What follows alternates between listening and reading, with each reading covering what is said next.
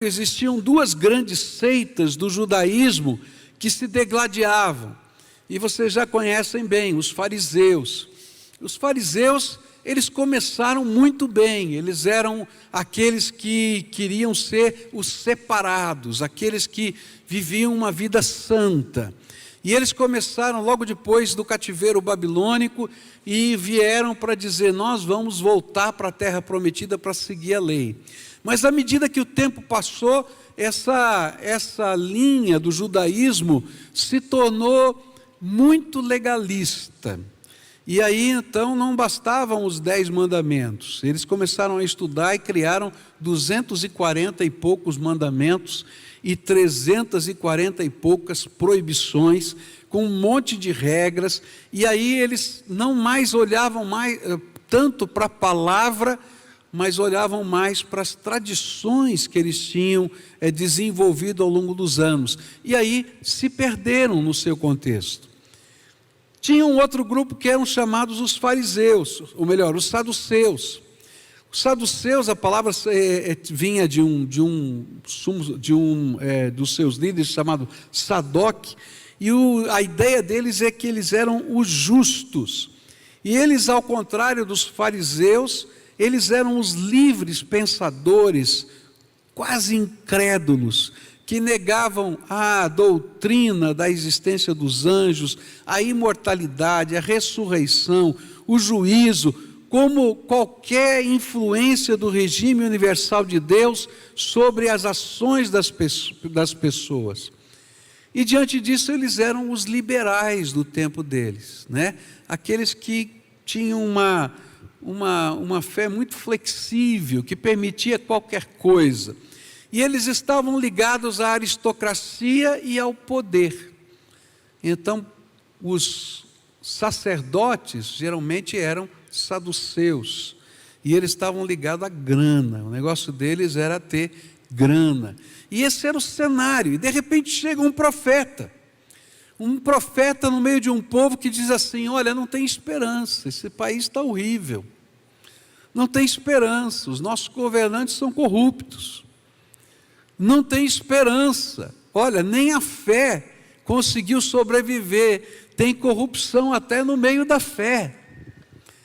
Eu não estou fazendo nenhuma paródia do Brasil hoje, hein?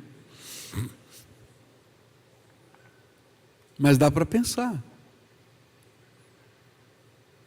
E de repente surge essa figura enigmática, quando o povo está esperando alguém que possa trazer algo de Deus, que transforme a vida na sua opressão social e política, mas também a alma que está vazia. E ele começa a pregar, preparando o caminho do verdadeiro Messias, que é Jesus. E a pergunta é: como João estava preparando o caminho? Qual era o conteúdo dessa mensagem que prepara o caminho do nosso coração para Jesus? Primeira coisa que que João pregou, preparando o caminho para Jesus, é um tal de batismo de arrependimento para remissão de pecados. E isso era uma coisa tremendamente estranha e nova para os judeus. Verso 3 diz assim: e ele percorreu toda a região próxima ao Jordão, pregando um batismo de arrependimento para o perdão dos pecados. Mateus capítulo 3, verso 2, que é o texto paralelo, diz: e ele dizia: arrependam-se, pois o reino dos céus está próximo. E versículo 6 diz: confessando os seus pecados, eram batizados por ele no rio Jordão. A mensagem de João era diferente, porque ela dizia que o reino dos céus, ou seja, o reino de Deus, o governo de Deus está chegando sobre a terra. E esta mensagem tinha a ver com aquilo que os profetas do Velho Testamento ensinaram sobre o dia do Senhor. O dia do Senhor está chegando, porque todo judeu sabia que o reino de Deus viria, e junto com o reino de Deus, o julgamento dele também. E naquele momento, ele separaria os que são dele dos que não são. E por isso, a mensagem de João Batista trazia esses ecos do Velho Testamento, nos versículos 9 e 17, onde diz assim a palavra do Senhor: o machado já está posto à raiz das árvores, e toda árvore que não der bom fruto será cortada e lançada ao fogo. Verso 17: ele traz a pá em sua mão, a fim de limpar a sua eira e juntar trigo em seu celeiro, mas queimará a palha com fogo que nunca se apaga. E aí, diante dessa realidade que ele pregava, o reino de Deus está chegando, o dia do Senhor está chegando. O coração das pessoas dizia: nós não estamos preparados para isso. E aí então ele diz: olha, tem um jeito da gente se preparar para isso. O perdão do Senhor pode ser derramado, desde que um novo tipo de compromisso com o Senhor comece a ser desenvolvido dentro do nosso coração. E essa era a grande mudança da mensagem de João Batista. Os fariseus diziam assim: se você pegar as 240 e tantas leis, colocar lá na sua geladeira, eles não tinham geladeira naquele tempo, né? Mas vamos lá, colocar lá um lugar de visão teu, e começar a seguir um por um, tudo bem na tua vida. Se você pegar as 340 e tantas proibições, e você começar a seguir uma por uma, tudo bem na tua vida. E aí as pessoas começavam a fazer aquilo e conseguiam perceber que não conseguiam cumprir nada daquilo. Porque algumas daquelas coisas eram apenas humanas e vazias e não preenchiam o coração. Eu não sei se você já participou de algum tipo de religião que diz para você que se você fizer determinadas coisas, o teu coração vai estar limpo. Então, por exemplo, existe uma prática que é chamada a prática da penitência, não é? Então diz assim, você cometeu um pecado, então você reza tantas ave-marias, tantos Pai Nosso, não é isso? E como penitência, isso é um castigo. Ou você vai agora pagar ou mitigar os seus pecados daquela maneira. Mas quando o pecado está doendo dentro do nosso coração, eu posso fazer a penitência que for, que a minha alma não está bem. A minha alma não está bem. Porque perdão é algo que é dado por Deus, é derramado pela graça sobre a nossa vida. Ontem eu estava assistindo a mensagem do Michel no culto contemporâneo, e ele deu uma ilustração muito interessante que eu vou usar aqui, vou copiar dele, né? Ele disse de uma jovem, né, que foi ao seu gabinete para conversar com ele, e chorava, e ele queria saber porque estava chorando tanto. E ela disse: olha, há tempos atrás eu fiz um aborto, e eu estou bem, fisicamente, está tudo bem. Mas essa criança que eu abortei continua na minha mente. Eu a vejo, eu sei o seu sexo, ele tem até nome.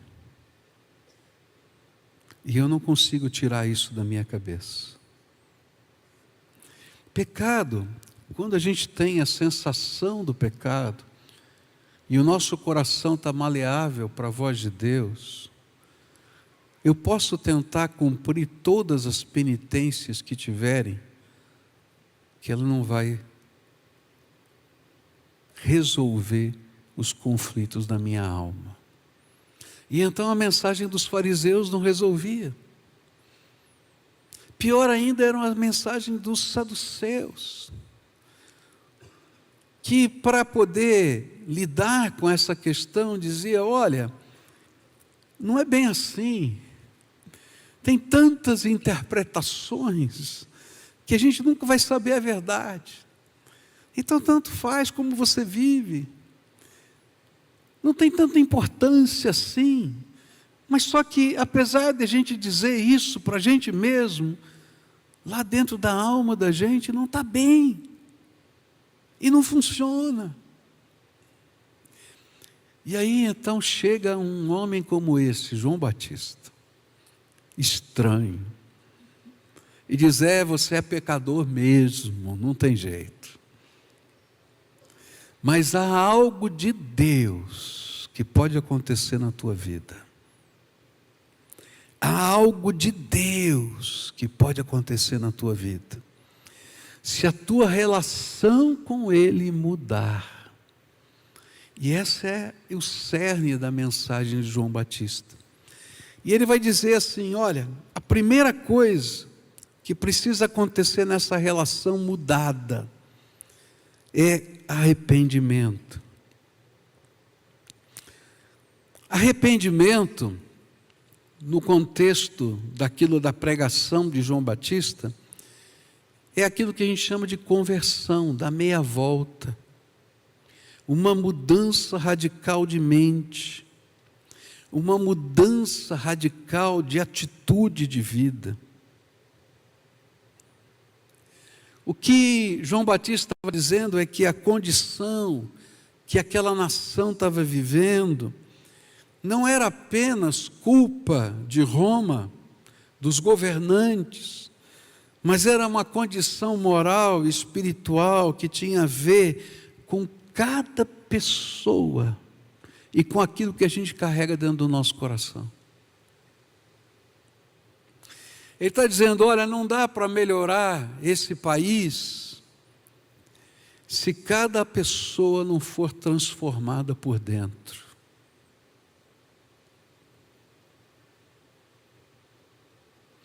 Se os valores do reino de Deus não estiverem dentro da alma, não estiverem dentro da família, não apenas os preceitos religiosos, não apenas os rituais do templo, não apenas as pregações, mas nós tivemos um compromisso com esse Senhor, para que Ele seja o Rei do reino em nós. Por isso ele começa a pregar arrependimento, conversão, mudança de vida. A mensagem de João era uma mensagem de avivamento. Ele estava dizendo: olha, não adianta ser religioso, é preciso permitir que o governo de Deus permeie todas as áreas da sua vida. Eu acho interessante que nas histórias que a gente lê a respeito do avivamento da fé, avivamento sempre vai acontecer no meio de um povo que se chama cristão. O avivamento da Inglaterra, dos Estados Unidos, do país de Gales, de algumas ilhas da Oceania, aconteceram no meio dos cristãos. Sabe por quê? Porque os cristãos, de tempos em tempos, se esquecem de Cristo e passam a viver a cristandade. Sabe o que é a cristandade? Os costumes do cristianismo, o jeito da sociedade cristã. E aí Deus tem que soprar um avivamento. E o avivamento sempre é iniciado com a pregação de João Batista. Não tem jeito de haver avivamento e derramamento de graça sem arrependimento, conversão e transformação. Parece que temos, não sei exatamente o número, eu não sei, eu me lembro há anos atrás, esse número deve estar errado, mais de 2 bilhões de cristãos no mundo. que se professam cristãos.